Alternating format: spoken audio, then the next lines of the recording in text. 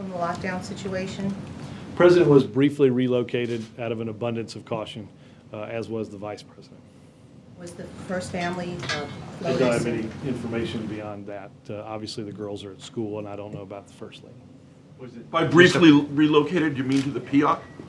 I'm not going to get into where exactly he was briefly relocated, but out of an abundance of caution, he was. Just to follow on that, were both of the leaders being briefed as this was happening, or was it just a movement?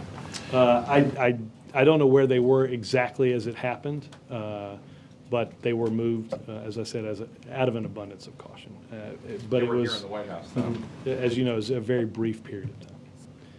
The Second Circuit Court ruled in December of 2008 that the photos had to be released. The previous administration lost a court case on that. The Department of Justice decided, based on the ruling, that it was hopeless to appeal.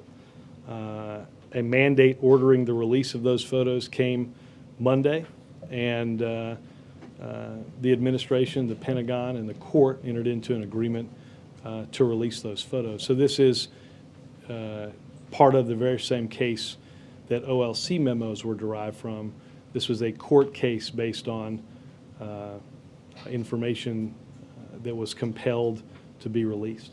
This administration is and will continue to plan for all contingencies, right?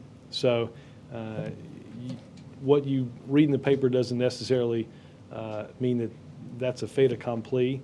The president, his task force on autos, and all of the stakeholders are working around the clock to try to get a deal that protects jobs at Chrysler. That's what I'm sure they'll continue to work on throughout the weekend. And we want all the stakeholders that are involved in this process to come to the table and understand that the best way to get this deal done is for everybody to understand they're going to have to give something.